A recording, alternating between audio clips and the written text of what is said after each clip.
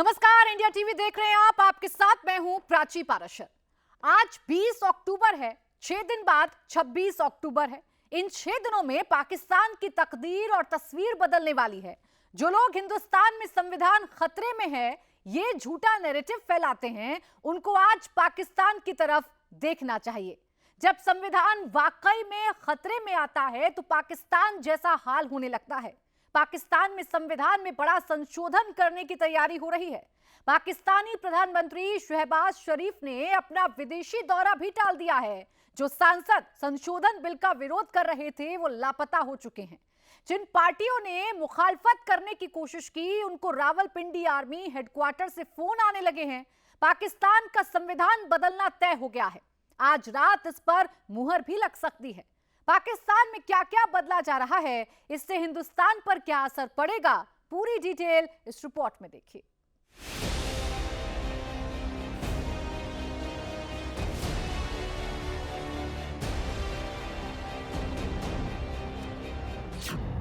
पाकिस्तान का संविधान बदलेगा, क्या क्या बदल जाएगा?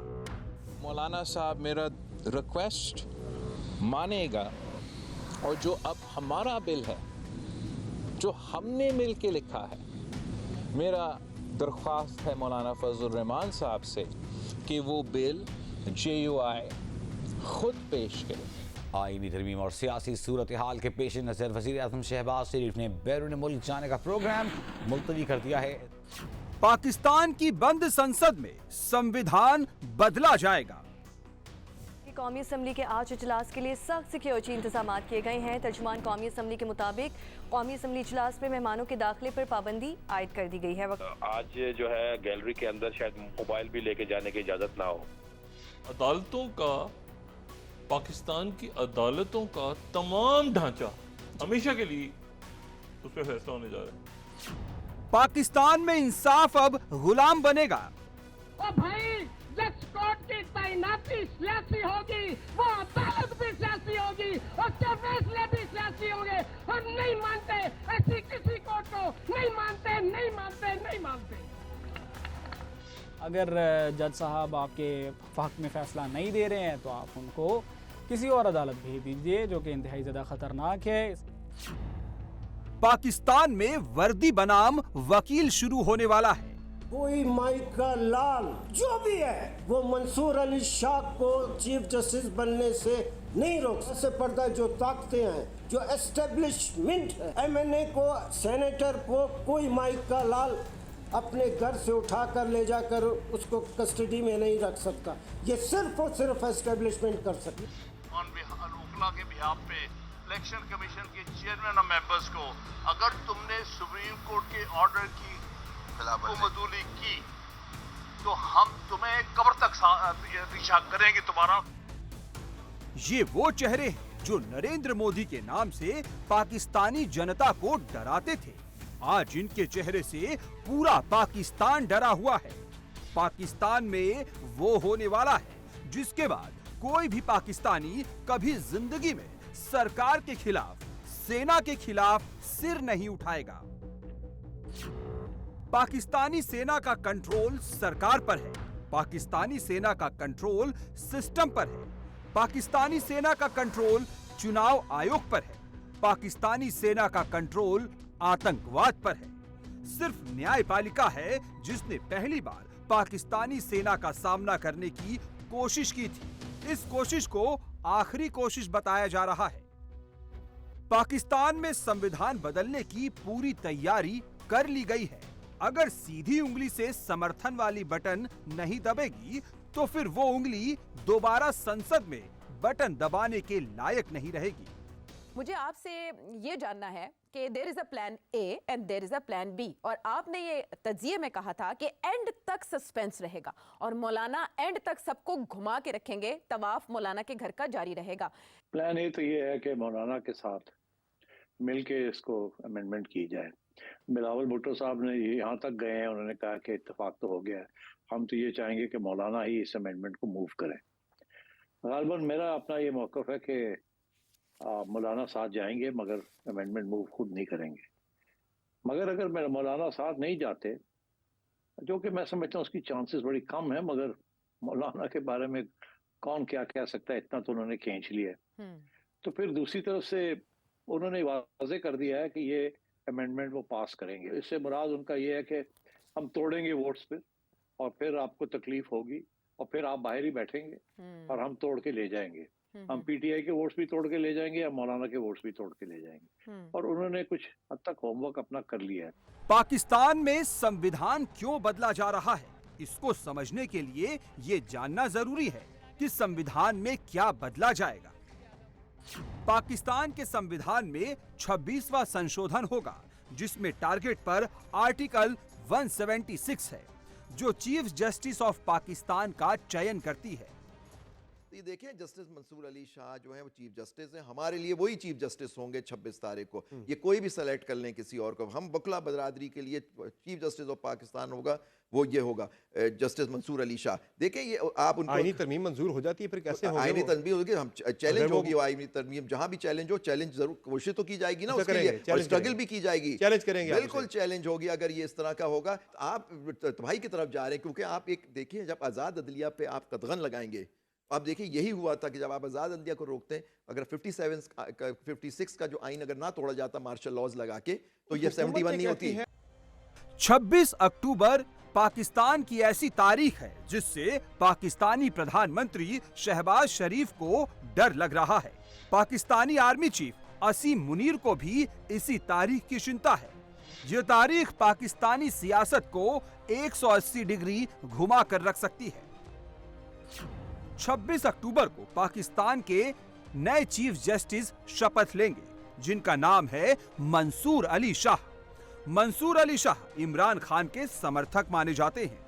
अगर मंसूर अली कुर्सी पर बैठे तो पाकिस्तान में शरीफ सियासत बदल जाएगी। पाकिस्तान का कोई भी जनरल रहा हो, तानाशाह रहा हो, वो आखिर में न्यायपालिका के सामने झुक गया था। जब तक जिंदा रहता है उस पर केस चलता है। नवाज शरीफ को भी पाकिस्तानी कोर्ट से हारकर भागना पड़ा था। अब इस बार पाकिस्तानी सेना और सरकार मिलकर एब्सोल्यूट कंट्रोल चाहती है, और संविधान में क्या क्या बदला जाएगा इसे टॉप सीक्रेट रखा गया है। ये एक प्रेस कॉन्फ्रेंस होनी चाहिए थी, बहुत अच्छी, यानी बिल्कुल वाज़ेह, और उसमें ये नुकात कौम के सामने पेश हो जाते। उसके बाद डिबेट होती मीडिया पे, बाकी जगहों पे और फोरम्स पे, पार्लियामेंट में, दाएं बाएं, मतलब अदालतों का, पाकिस्तान की अदालतों का तमाम ढांचा हमेशा के लिए उस पर फैसला होने जा रहा है।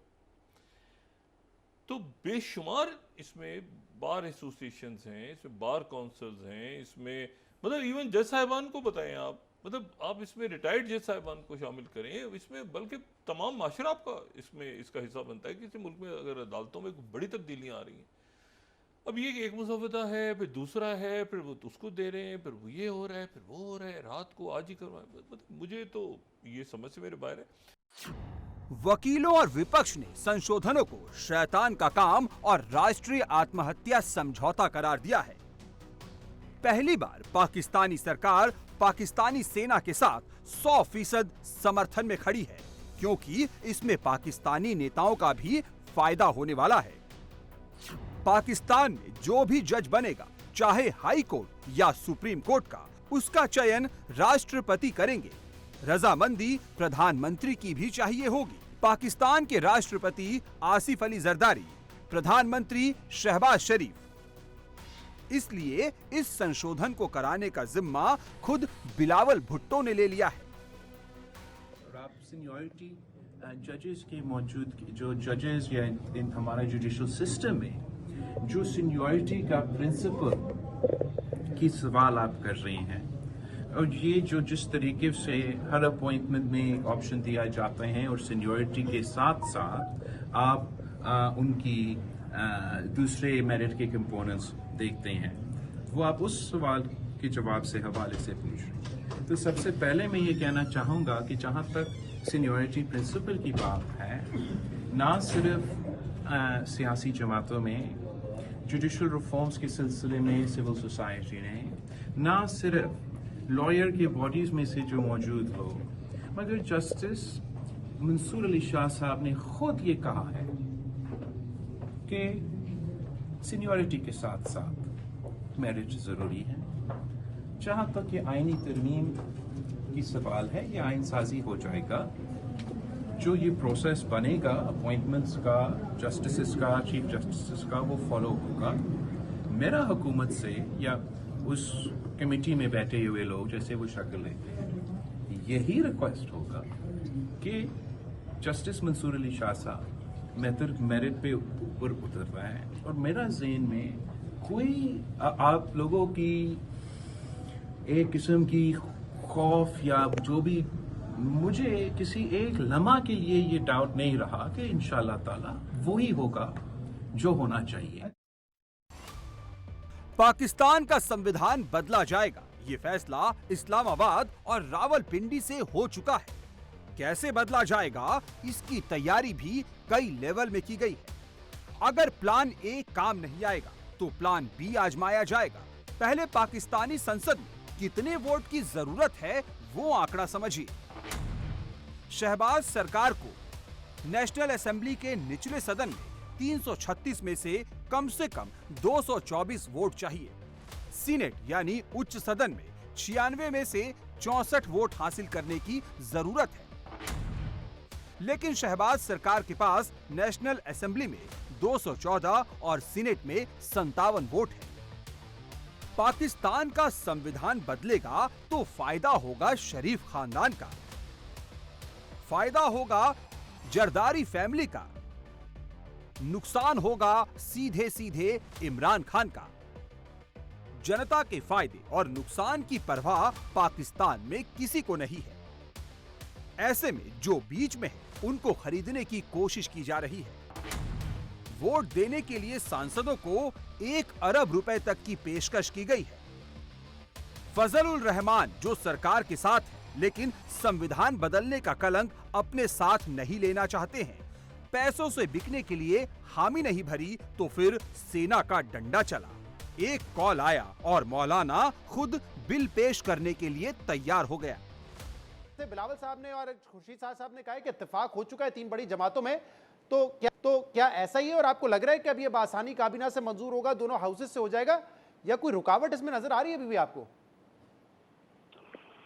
देखें, इसमें अब जो ड्राफ्ट है ना, ड्राफ्ट में तो प्रॉब्लम जेयूआई को नहीं है। जेयूआई का प्रॉब्लम जो है वो कल रात को मौलाना फजलुर रहमान ने बता दिया था शहबाज शरीफ साहब को, और वो प्रॉब्लम ये है, वो कह रहे हैं जी कि अगर हमने आपके साथ इत्तेफाक कर लिया है तो उसके बाद हमारे सेनेटर्स और एमएनएस को धमकियां क्यों दी जा रही हैं, उनको डराया धमकाया क्यों जा रहा है। और ख़ास तौर पे मौलाना फजलुर रहमान साहब ने एक एमएनए साहब जो हैं उनको जो ऑफर की जा रही है, उनको यानी कि मुबैना तौर पे रिश्वत की पेशकश की जा रही है, उसका जिक्र किया है। और एक उनके सेनेटर जो हैं वो उनके कॉन्टैक्ट में नहीं है और उनके बारे में उनका ख्याल था कि जी शायद उनको अगवा कर लिया गया है। पाकिस्तान में संविधान संशोधन के खिलाफ बोलना मना है, टीवी में डिबेट शो में इसकी खिलाफत करना मना है, सीधे सीधे मॉनिटरिंग पाकिस्तानी आर्मी कर रही है। 26 अक्टूबर की सुबह से पहले पाकिस्तानी सेना को संविधान बदलना है। शरीफ खानदान संशोधन चाहता है क्योंकि एक बार मंसूर अली शाह ने चीफ जस्टिस वाली शपथ ले ली तो मामला फंस जाएगा। अब बड़ा सवाल है, अगर मंसूर अली शाह को रोका जाएगा तो नई कठपुतली कौन बनेगा? सेना और सरकार याहिया अफरीदी को पाकिस्तान का चीफ जस्टिस बनाना चाहती है, साथ में जज के रिटायरमेंट की उम्र 65 से 68 करना चाहती है। संवैधानिक न्यायालय में न्यायाधीश केवल 3 वर्ष का कार्यकाल ही पूरा कर सकेंगे। संशोधन में सुप्रीम कोर्ट के उस फैसले को भी पलटना है जिसके अनुसार विधायकों को मतदान करते समय पार्टी लाइन पर ही रहना होता है। लेकिन पाकिस्तानी वर्दी के खिलाफ काले कोट वाले उतरने लगे हैं। ये काले कोट वाले गयूर लोग ना पहले लेटे हैं, ना झुके हैं, ना बिके हैं, ना झुकेंगे, ना बिकेंगे। खड़े थे, खड़े हैं, खड़े रहेंगे। हम माथों में लिए मशले हयात चले, जिसे हो जुर्रते रिंदाना, साथ साथ चले। हम बदलते हैं रोशाओं का, ऐ जमाना हमारे साथ चले।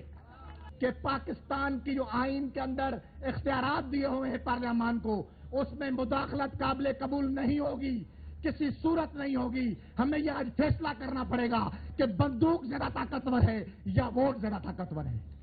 बंदूक को वोट के ताबे होना पड़ेगा।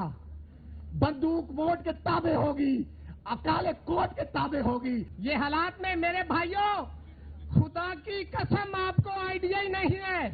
आपके घर पे डाका मारा जा रहा है, डाका। ये तरमीमात नहीं है, ये सुप्रीम कोर्ट को ताले लगाने के लिए जा रहे हैं। आपको पता होना चाहिए। एक और चीज बता दूं, जो कॉन्स्टिट्यूशन का आर्टिकल 17 सब आर्टिकल 2 है, वो बहुत इंपॉर्टेंट है कि जितने फैसले 199 के तहत होंगे, इसकी अपील उस सियासी कोर्ट में जाएगी। आर्मी कोर्ट के फैसलों की फाइनल अपील सियासी कोर्ट में जाएगी। किसी पॉलिटिकल पार्टी को बैन करना होगा, उसका रेफरेंस सियासी कोर्ट में जाएगा। तो क्या हम बेवकूफ हैं? हम नहीं समझते, हमें आइन का नहीं पता, हमें कानून का नहीं पता कि ये क्या हो रहा है। ये मुल्क के साथ जुल्म हो रहा है, ये आइन के साथ जुल्म हो रहा है, ये अदलिया के साथ जुल्म हो रहा है। बांग्लादेश के बाद अब पाकिस्तान गृह युद्ध की तरफ बढ़ रहा है। बांग्लादेश में स्टूडेंट को आगे करके सत्ता बदली गई थी। पाकिस्तान में न्यायपालिका को दबाने के लिए संशोधन किया जा रहा है। हमारे साथ पाकिस्तान के स्टूडेंट्स हैं, हमारे साथ पाकिस्तान के जो मजलूम तबकात हैं, जिनके लिए हम आवाज़ उठा रहे हैं। हमने पहले भी आवाज़ उठाई है। तो हम आपके ज़रिए बहुत वाज़ेह अंदाज में ख़बरदार करते हैं कि इस मुल्क में जो भी सूरत हाल है, उसमें मज़ीद ख़राबी पैदा करने की बजाय अपने जो बदनीयती और डटाई के साथ जो आप आइनी कॉन्स्टिट्यूशन ला रहे हैं, उससे आप अवॉइड करें उसको। वरना इस मुल्क में जो कुछ बेहतर बचा हुआ है, मैं अली अहमद कुर्द की हैसियत में सारी ज़िंदगी हमने यही काम किया और मेरा हक बनता है ये बात कहने का। कोई माई का लाल जो भी है, वो मंसूर अली शाह को चीफ जस्टिस बनने से नहीं रोक सकता। मंसूर अली शाह हमारा चाचा मामा नहीं है, कोई ताल्लुक़ नहीं हमारा। मगर अगर आज मंसूर अली शाह इस सुप्रीम कोर्ट का चीफ जस्टिस नहीं बना, तो उस सुप्रीम कोर्ट में सिर्फ बहुत छोटे छोटे बोने किस्म के लोग रहेंगे। उन्हें नाम के हवाले से तो वो जज होंगे, मगर उनकी हैसियत कुछ नहीं होगी। उनका काम सिर्फ और सिर्फ ये होगा कि जो एस्टेब्लिशमेंट कहेगी, जो बड़े बड़े जर्नल कहेंगे, जो बड़े बड़े माफियाज कहेंगे, जो बड़े बड़े लोग कहेंगे, वो बैठ के जजमेंट को साइन करेंगे। वैसे पाकिस्तान में संविधान कभी पावरफुल रहा ही नहीं। पाकिस्तान ऐसा मुल्क है जहां पर लोकतंत्र का तंत्र कभी लोगों के पास नहीं रहा। जो कुर्सी पर बैठा उसको 100% ताकत चाहिए। इस मुल्क में जमहूरियत तो कभी थी नहीं। जो भी आता था वो आमरीत की तरफ ही बढ़ता था, खा वो सिविलियन प्राइम मिनिस्टर हो या प्रेसिडेंट हो या वो मार्शल लॉ को फौजी हो। तो ये तो गेम है, ज्यादा जमहूरियत या कम जमहूरियत। जमहूरियत तो यहाँ जैसे असली जमहूरियत कहते हैं वो तो है नहीं। अब आपको पता है ये जो हमारी आइन है जिसके ऊपर इतना जोर पड़ रहा है, कितनी दफा ये अमेंड हुई है और कितने क्लॉजेस इसमें चेंज हुए हैं। 1973 के बाद सबसे पहला अमेंडमेंट ही भुट्टो साहब ने किया था। 1974 में भी एक साल गुजरा नहीं था तो भुट्टो साहब ने इसी आइन को, जिसके ऊपर इतना कंसेंसस था, एक साल के अंदर अंदर इसको अमेंड कर दिया। और उसमें जो की अमेंडमेंट यही थी कि जो जजेस जो थे एक प्रोविंस से दूसरी प्रोविंस में ट्रांसफर किए जा सकते थे, हाई कोर्ट के जजेस, ताकि यही अगेन के प्राइम मिनिस्टर का या एग्जीक्यूटिव का ग्रिप रहे जुडिशरी के ऊपर। जो लोग हिंदुस्तान में कहते हैं संविधान खतरे में है, उनको आज पाकिस्तान की तरफ देखना चाहिए, जहां संविधान खतरे में नहीं, खत्म होने की कगार में है। पाकिस्तान हमेशा से नाम का लोकतांत्रिक देश था, अब पूरी तरह से तानाशाह कंट्रोल मुल्क में तब्दील होने वाला है। जितने मिलिट्री कोर्ट के फैसले होंगे उसकी अपील सियासी कोर्ट में होगी। पॉलिटिकल पार्टी को बैन करना हो, उसकी अपील सियासी कोर्ट में होगी। आर्टिकल 199 के तहत कार्रवाई सियासी कोर्ट में होगी और सियासी कोर्ट सरकार सेना के कंट्रोल में होगी। पाकिस्तान के लोअर कोर्ट, हाई कोर्ट पर सेना का पूरा कंट्रोल है। सुप्रीम कोर्ट के जजों को भी धमकाया जाता है, लेकिन कई बार जज अपने फैसलों से पीछे नहीं हटते। एक बार न्यायपालिका टोटल कंट्रोल में आ गई तो फिर पाकिस्तान में कोई भी आंदोलन नहीं हो पाएगा, सेना के खिलाफ कोई खड़ा नहीं हो पाएगा। इमरान खान कभी जेल से बाहर नहीं निकलेंगे, सरकार को कोई रोक नहीं पाएगा। पाकिस्तान में नए डिटेक्टर युग की शुरुआत होने वाली है। बहराइच में हाईकोर्ट के आदेश के बाद बुलडोजर पर 15 दिन का ब्रेक लग गया है, लेकिन सियासत स्टार्ट हो गई है। यूपी में लगातार अवैध निर्माण पर बुलडोजर एक्शन हो रहा है, लेकिन विपक्षी पार्टियों को बहराइच में सियासी माइलेज दिख रहा है, इसलिए सवाल भी उसी को लेकर उठाए जा रहे हैं। दूसरी तरफ बीजेपी मिशन मोड में उपचुनाव की तैयारी कर रही है। वाराणसी में प्रधानमंत्री मोदी ने उपचुनाव पर एक शब्द नहीं बोला, लेकिन 9 सीटों पर सियासी संदेश दे दिया। प्रधानमंत्री ने काशी से कैसे यूपी के दलित और पिछड़ा समाज को अपने साथ जोड़ा, पूरी डिटेल इस रिपोर्ट में देखिए।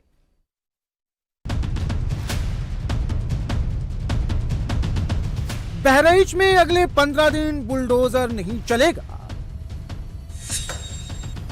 लखनऊ हाई कोर्ट ने बुलडोजर एक्शन पर ब्रेक लगा दिया है।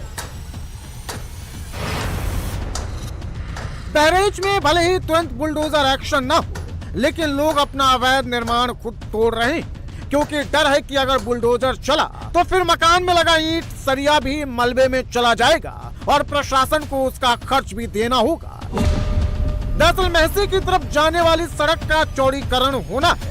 ऐसे में 50 मीटर के दायरे में जो भी अवैध निर्माण है उन्हें हटाने की तैयारी है। इसकी प्रक्रिया पहले से ही शुरू हो गई थी। शुक्रवार को प्रशासन ने नोटिस जारी कर लोगों से उनके दस्तावेज मांगे। पीडब्ल्यूडी विभाग ने अवैध कब्जे को लेकर 1 साल पहले भी ऐसा ही नोटिस दिया था। ये नोटिस अवैध निर्माण करने वाले सभी लोगों को दिया गया था, उसमें अब्दुल हमीद भी शामिल था, लेकिन इसके बावजूद किसी ने अवैध निर्माण को नहीं हटवाया। वहीं रामगोपाल मिश्रा मर्डर कांड के मुख्य आरोपी अब्दुल हमीद के घर का न तो सामान खाली हुआ है, न ही दुकानें तोड़ी गई है। किराए पर उसकी दुकान में मेडिकल स्टोर चलाने वाले एक शख्स ने दुकान जरूर खाली कर दी है। बहराइच के महाराजगंज बाजार में पीडब्ल्यूडी की जो नोटिस दी गई थी उसकी मियाद अब खत्म हो गई, यानी कि 17 तारीख को ये नोटिस जारी हुई थी और 3 दिन का वक्त दिया गया था, जिसकी समय सीमा अब खत्म हो गई है। आपको इस वक्त मैं बाजार की स्थिति दिखाता हूं। सबसे पहले अब्दुल हमीद जो कि मुख्य आरोपी है उसके घर की स्थिति दिखाता हूं।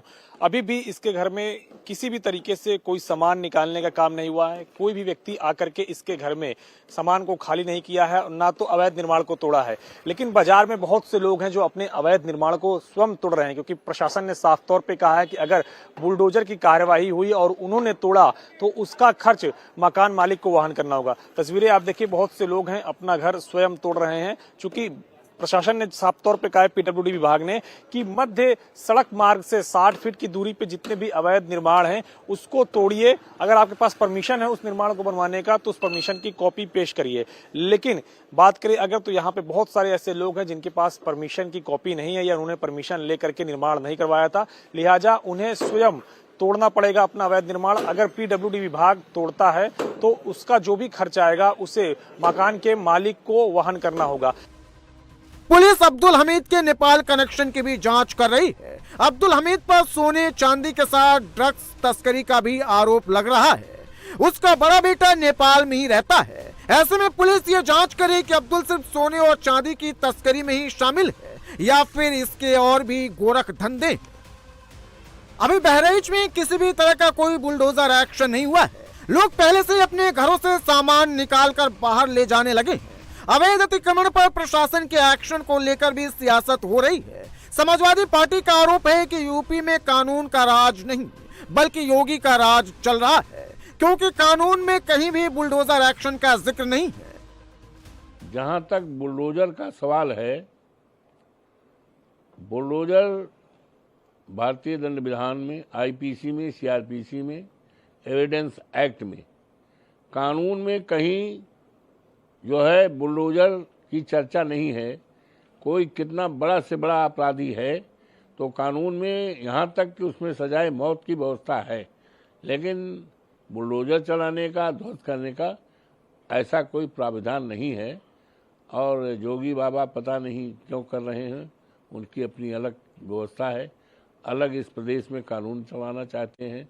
और ये बातें तो कानून के राज में संभव नहीं है। ये बातें तो जंगल राज, जहाँ कानून कायदा न हो, तो जो मन है सो करिए। बहराइच में बुलडोजर एक्शन पर फिलहाल रोक है, लेकिन सीतापुर में अवैध दुकानों को प्रशासन ने बुलडोजर से समतल कर दिया। सड़क के किनारे अतिक्रमण कर अवैध ढाबा और दुकानें बनाई गई थी। प्रशासन ने पहले ही दुकानदारों को नोटिस दे दिया था, इसके बावजूद दुकानें खाली नहीं की गई। यहां प्रशासन नैमिष कॉरिडोर बनाने की तैयारी में है। अमरोहा में भी अवैध प्लॉटिंग पर बाबा का बुलडोजर चला। शहर के दाऊद सराय के पास 65 बीघा जमीन पर अवैध प्लॉटिंग कराई गई थी। इन जमीनों पर बिल्डरों ने बिना लेआउट पास कराए ही प्लॉटिंग करा दी थी। 20 से ज्यादा कॉलोनियों की पहचान की गई है जो पूरी तरह से अवैध है। अगले एक हफ्ते तक अमरोहा पुलिस ड्राइव चलाएगी और ऐसे अवैध निर्माणों को ध्वस्त किया जाएगा। योगी के बुलडोजर ने कानपुर के फेमस मामा भांजा रेस्टोरेंट को भी जमींदोज कर दिया। रेस्टोरेंट का मालिक मुबीन अहमद अपनी पहचान छिपाकर वेज बिरयानी में नॉनवेज लोगों को परोस रहा था। मुबीन अहमद तिलक लगाकर और अपनी पहचान छिपाकर लोगों के साथ धोखा कर रहा था। इसी को लेकर बजरंग दल के कार्यकर्ताओं ने हंगामा किया था। कानपुर नगर निगम में भी मामा भांजे रेस्टोरेंट की शिकायत की गई थी। आरोप था कि अवैध रूप से अतिक्रमण करके मामा भांजा रेस्टोरेंट चलाया जा रहा है। जब प्रशासन ने इसकी जांच की तो आरोप सही निकले और फुटपाथ पर अतिक्रमण कर बनाए गए रेस्टोरेंट को गिरा दिया गया। यूपी में अवैध निर्माण पर बाबा का बुलडोजर भी चलेगा और कानून तोड़ने वालों पर पुलिस एक्शन भी लेगी। पुलिस जिस बदमाश को टांग कर ले जा रही है, इसका नाम MP पंडित उर्फ मोहित शर्मा है। यह बदमाश गैंगलैंड का सदस्य है। इस बदमाश के ऊपर पहले से ही 4 मुकदमे दर्ज थे। पुलिस ने इसके ऊपर 25,000 रुपए का इनाम घोषित कर रखा था। पुलिस स्वाट टीम और रिवार्डेड टीम की बदमाशों से मुठभेड़ हो गई और बदमाशों ने पुलिस पर फायरिंग कर दी। पुलिस के जवाबी कार्रवाई में मोहित शर्मा के पैर में गोली लगी, जबकि इसका एक साथी फरार हो गया। यूपी में अपराध करने वालों का अंजाम क्या होता है, इन तस्वीरों से समझिए। आरोपी हमेशा के लिए लंगड़ा हो जाता है। अमेठी में पुलिस ने एक और एनकाउंटर कर 2 गौ तस्करों को गिरफ्तार कर लिया। मुठभेड़ में एक आरोपी के पैर में गोली लगी, जिसे इलाज के लिए अस्पताल में भर्ती कराया गया। पकड़े गए आरोपी पर अमेठी और आसपास के जिलों में 17 मुकदमे दर्ज थे। ऑपरेशन लंगड़ा की अगली तस्वीर लखीमपुर खीरी की है। पुलिस के सहारे चल रहा शमशाद एक महिला के साथ गैंगरेप का आरोपी है। आरोपी ने न सिर्फ महिला के साथ गैंगरेप किया बल्कि उसे गोली भी मार दी। पुलिस ने आरोपियों को गिरफ्तार कर लिया था, लेकिन जब शमशाद को हथियार बरामद कराने के लिए पुलिस की टीम मडरिया इलाके में पहुंची, उसने हत्या में इस्तेमाल किए गए हथियार से पुलिस पर ही फायरिंग कर दी, जिसके बाद पुलिस को भी गोली चलानी पड़ी, जिसमें शमशाद घायल हो गया। यूपी में चुनाव है और उसका तनाव दिखने लगा है। पहला सैंपल मुजफ्फरनगर जिले के बुढ़ाना कस्बे से आया है। सैकड़ों की भीड़ पथराव और हिंसा करने पर उतारू है। रात के अंधेरे में जहां तक नजर जा रही है, टोपी पहने लोगों का हुजूम दिखाई दे रहा है। बुढ़ाना से सटे मीरापुर में विधानसभा का उपचुनाव होने वाला है। आरोप है कि सोशल मीडिया पर मीरापुर विधानसभा के उपचुनाव को लेकर 2 समुदायों से जुड़े युवकों में बहस शुरू हुई और आपत्तिजनक कमेंट पर खत्म हुई। 19 अक्टूबर की रात 8 बजे आरोपी ने कमेंट किया। मुस्लिम पक्ष ने आपत्तिजनक कमेंट की शिकायत पुलिस से की। 20 मिनट के अंदर ही पुलिस आरोपी को गिरफ्तार कर थाने लेकर आई, लेकिन रात 8:30 बजे किसी ने सोशल मीडिया पर आरोपी को छोड़ने की अफवाह फैला दी। इसके बाद रात 9 बजे मुस्लिम समुदाय से जुड़े करीब 700 से ज्यादा लोग बुढ़ाना मेन रोड पर उतर गए, हंगामा शुरू कर दिया। भीड़ ने आरोपी निखिल त्यागी की दुकानों में तोड़फोड़ की और दूसरी दुकानों को भी निशाना बनाया। योगी आदित्यनाथ के यूपी में उपद्रव फैलाने वालों पर एक्शन होता है और बुढ़ाना में भी हुआ। प्रदर्शन और पथराव को लेकर 3 मुकदमे दर्ज किए गए। एक मुकदमा आपत्तिजनक टिप्पणी करने वालों के खिलाफ, एक मुकदमा आरोपी की दुकान पर पथराव करने वाले 25 लोगों के खिलाफ, जबकि तीसरा मुकदमा हंगामा कर जाम लगाने वाले 700 अज्ञात लोगों पर दर्ज किया गया। यूपी में आज की इन 3 तस्वीरों के साथ ही उपचुनाव की पिच सेट होने लगी है। लोगों को समझ आ गया है कि चुनाव इस बार किस दिशा में जाएगा। वाराणसी में मोदी योगी दिखे तो बहराइच में अवैध निर्माण पर लोगों ने खुद ही हथौड़ा चला दिया। तीसरी तस्वीर मुजफ्फरनगर की है, जहां आपत्तिजनक कमेंट्स को लेकर मुस्लिम समुदाय सड़क पर उतर गया।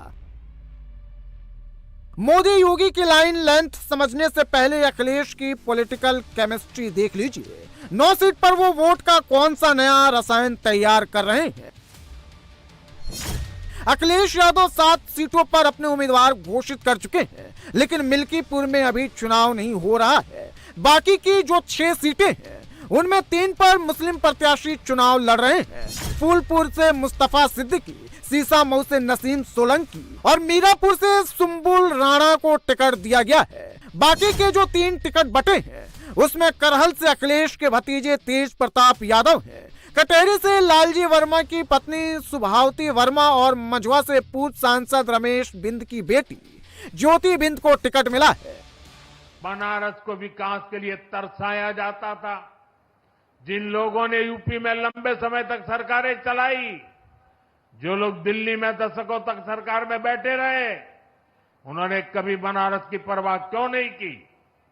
इसका जवाब है परिवारवाद और तुष्टीकरण की राजनीति। कांग्रेस हो या समाजवादी पार्टी, ऐसे दलों के लिए बनारस का विकास न पहला प्राथमिकता में था, न भविष्य में कभी होगा। इन दलों ने विकास में भी भेदभाव किया, जबकि हमारी सरकार सबका साथ सबका विकास के मंत्र पर चलती है। हमारी सरकार किसी योजना में भेदभाव नहीं करती। हम जो कहते हैं वो डंके की चोट पर करके दिखाते हैं। अखिलेश यादव आज भी पीडीए की बात तो कर रहे हैं, लेकिन उनकी सियासत खुलकर पुराने एमवाई फॉर्मूले पर आगे बढ़ रही है। अखिलेश को अपने मुस्लिम यादव कॉम्बिनेशन पर ही सबसे अधिक भरोसा है। हरियाणा में जीत के बाद बीजेपी का भी एजेंडा क्लियर है। पार्टी हिंदुत्व के एजेंडे के साथ आगे बढ़ेगी। यूपी में विधानसभा की 9 सीटों पर होने वाले उपचुनाव, महाराष्ट्र झारखंड चुनाव से लेकर 2029 तक के चुनावी मुद्दे इसी लाइन के आसपास रहेंगे। जातियों के बंटने का नुकसान बीजेपी लोकसभा चुनाव में झेल चुकी है। अब कटेंगे तो बटेंगे और एक रहेंगे तो नेक रहेंगे के नारे इसलिए ही चल रहे हैं क्योंकि पार्टी को पता है हिंदुत्व के एजेंडे में दलित भी आएंगे, ओबीसी भी आएंगे और अगड़े भी साथ देंगे। इसके अलावा हिंदुत्व और राष्ट्रवाद के मुद्दे के दम पर ही संविधान और आरक्षण जैसे मुद्दों को दबाया जा सकता है, जिसे इंडिया अलायंस ने पूरे देश में चलाया था और पार्टी को उसका नुकसान उठाना पड़ा था। अयोध्या में भव्य राम मंदिर बनेगा। आज अयोध्या में हर रोज लाखों लोग रामलला के दर्शन करने जा रहे हैं। महिलाओं को विधानसभा और लोकसभा में आरक्षण की बात भी बरसों से लटकी रही थी। यह ऐतिहासिक काम भी हमारी सरकार ने पूरा किया है। 3 तलाक की कुरीति से कितने ही परिवार पीड़ित थे। मुस्लिम बेटियों को इससे मुक्ति दिलाने का काम हमारी सरकार ने किया। ये भाजपा सरकार ही है जिसने ओबीसी आयोग को संवैधानिक दर्जा दिया। ये भाजपा सरकार है, एनडीए सरकार ही है जिसने बिना किसी का हक छीने गरीबों को 10% आरक्षण दिया। साथियों, हमने अपना काम किया, नेक नियत से नीतियां लागू की, ईमानदारी से देश के हर परिवार का जीवन बदलने का प्रयास किया। इसलिए देश भी हमें लगातार आशीर्वाद दे रहा है। ये भी तय है कि यूपी में उपचुनाव पूरी तरह योगी के ही नेतृत्व में लड़ा जाएगा। आला कमान का रोल सिर्फ प्रत्याशियों के चयन तक ही सीमित है और उम्मीदवार भी उन्हीं में से चुने जाएंगे जिनके नाम लखनऊ से दिल्ली भेजे गए हैं। बीजेपी हिंदुत्व के एजेंडे के साथ चुनाव में जाएगी और अखिलेश एमवाई कॉम्बिनेशन के साथ। लेकिन अखिलेश यादव के मुस्लिम वोटों के कई दावेदार हैं। मायावती की बीएसपी भी उपचुनाव में हिस्सा ले रही है। पार्टी ने अभी तक 6 प्रत्याशी उतारे हैं, जिसमें से मीरापुर सीट पर शाह नजर और कुंदरकी सीट पर रफत उल्लाह चुनाव लड़ रहे हैं। मुस्लिम वोटों पर नजर आजाद समाज पार्टी की भी है, वो भी दलित मुस्लिम गठजोड़ के सहारे यूपी की सियासत में अपनी पहचान बनाने में जुटे हैं। एक कड़वा सच ये है कि आज इस देश में जो कमजोर वर्ग के लोग हैं उनके साथ धार्मिक आधार पर गैर बराबरी हो रही है, और ये सिर्फ गैर बराबरी तक सीमित नहीं है कि धार्मिक अपमान किया जा रहा हो, जुल्म हो रहा है, बुलडोजर चल रहे हैं, गोलियां चल रही हैं, एक तरफा कार्रवाई हो रही है, चाहे बहराइच का मामला हो, चाहे हिमाचल का मामला हो, चाहे कहीं और का मामला हो। और जिस तरह से इस हिंसा पे सरकार नाकामयाब हुई है रोकने पे, ये किससे छिपा हुआ नहीं, जानबूझ के इस तरह की टिप्पणियां, नलगढ़ टिप्पणी करना और कोशिश करना कि एक समाज सड़कों पे आ जाए और फिर उसको हथियार बना के एक एजेंडा बनाया जाए, इसको जनता अब समझने लगी। ये सस्ती लोकप्रियता के लिए जितने भी काम किए जा रहे हैं, हम लोग इसके खिलाफ हैं। समाजवादी पार्टी की मुश्किल विरोधी पार्टियां ही नहीं अपने भी बढ़ा रहे हैं। ये लगभग तय है कि अखिलेश यादव कांग्रेस को 2 से अधिक सीट देने के लिए तैयार नहीं है, जबकि कांग्रेस 2024 लोकसभा चुनाव के बाद बना मोमेंट गंवाने को तैयार नहीं। 2 मुश्किल सीटों पर चुनाव लड़ने की जगह पार्टी चुनावी मैदान से बाहर जाने का भी फैसला कर सकती है, क्योंकि गाजियाबाद और खैर सीट पर समीकरण उनके फेवर में नहीं है, और अगर पार्टी चुनाव लड़कर हारती है तो इससे वर्कर्स का मोरल डाउन होने का खतरा है। अजय राय जी के बयान पे समाजवादी पार्टी को कोई टिप्पणी नहीं करनी है। समाजवादी पार्टी और कांग्रेस का राष्ट्रीय नेतृत्व उनमें वार्ता चल रही है, और जो भी फैसला हुआ है वो सर्वसम्मति से हुआ है। अजय राय जी को शायद जानकारी नहीं होगी, तो उस पर समाजवादी पार्टी को टिप्पणी नहीं करनी है। इंडिया गठबंधन मजबूत है, समाजवादी पार्टी कांग्रेस सब मिल के उत्तर प्रदेश में भारतीय जनता पार्टी को हराएंगे। सीट बंटवारा समाजवादी पार्टी ने उत्तर प्रदेश में कर दिया है, महाराष्ट्र में भी जल्द ही सीटों का जो बंटवारा है वो हो जाएगा। बीजेपी के लिए उपचुनाव के परिणाम कितने जरूरी है, इसका अंदाजा ऐसे लगाइए कि योगी खुद ही पूरे चुनावी अभियान की मॉनिटरिंग कर रहे हैं। बीजेपी 9 में से कम 7 सीटों पर जीत हासिल करना चाहती है, क्योंकि उपचुनाव के परिणाम से ही 2027 के विधानसभा चुनाव की पिच तैयार हो जाएगी। यही वजह है कि बीजेपी रामपुर मॉडल की तरह चुनाव लड़ने की तैयारी कर रही है। यह ऐसी स्ट्रेटजी है जिससे बीजेपी यादव और मुस्लिम बहुल सीटों पर भी जीत हासिल कर सकती है। 2022 में बीजेपी ने रामपुर उपचुनाव जीतने के लिए एक मॉडल तैयार किया, जिसमें हर बूथ के एक मतदाता का फीडबैक जुटाया गया। यह तय किया गया कि बीजेपी सपोर्टर 100% वोटिंग में हिस्सा ले। इसके अलावा हिंदू मतदाताओं को भी एकजुट किया जाए। इसका नतीजा ये रहा कि दिसंबर 2022 में मुस्लिम बहुल सीट पर बीजेपी के प्रत्याशी चुनाव जीत गए। बीजेपी समाजवादी पार्टी के कब्जे वाली सीसामऊ, कुंदरकी, कटहरी और करहल में रामपुर मॉडल लागू करने की तैयारी में है। बीजेपी ने उपचुनाव जीतने के लिए पूरी ताकत झोंक दी है। टीम 30 में शामिल मंत्री और बीजेपी के पदाधिकारी 13 नवंबर तक उपचुनाव वाली सीटों पर कैंप करेंगे। वहीं सरकार के बाकी मंत्रियों को भी बारी बारी से सभी 9 सीटों पर भेजा जाएगा। इसके अलावा पार्टी ने एक प्रदेश महामंत्री और प्रदेश उपाध्यक्ष के नेतृत्व में पूरी टीम 9 सीटों पर उतारने की तैयारी की है। ये टीम हर दिन प्रदेश अध्यक्ष भूपेंद्र चौधरी और महामंत्री संगठन धर्मपाल सिंह को रिपोर्ट करेगी। पार्टी अपने सहयोगी दलों को भी एक्टिव करेगी। अलायंस पार्टनर के नेता सभी सीटों पर प्रचार करेंगे। खुद सीएम योगी हर विधानसभा क्षेत्र में सभा और रोड शो करेंगे। 9 सीटों पर होने वाले उपचुनाव को 2027 के विधानसभा चुनाव का लिटमस टेस्ट भी माना जा रहा है। बीजेपी ने 2027 से पहले फिर भगवा माहौल बनाने के लिए उपचुनाव में अधिक से अधिक सीटें जीतने का टारगेट सेट किया है, और इसे पूरा करने के लिए पूरे 3 महीने से सरकार और संगठन ग्राउंड पर मौजूद है।